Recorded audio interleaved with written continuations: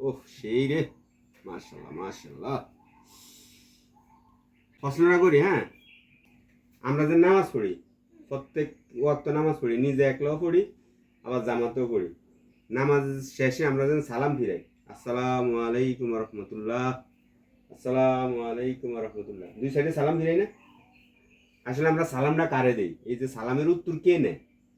তুই খেয়াল আছে? হাতের দিকে ধরো। মানে আমরা যখন সালাম দেই, এই সালামের উত্তরটা কে লয়? পারস না তুই?